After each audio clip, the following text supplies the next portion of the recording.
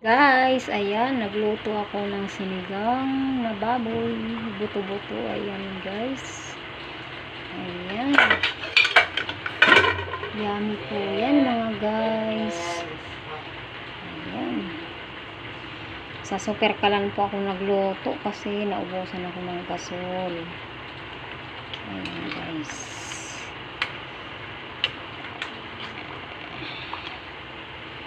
Sinigang na buto-buto. Ayan, yummy pa. Yummy yan mga guys, mga friends, mga followers. Ayan guys, kain tayo. Okay, thank you Lord sa blessing sa araw na to. Okay.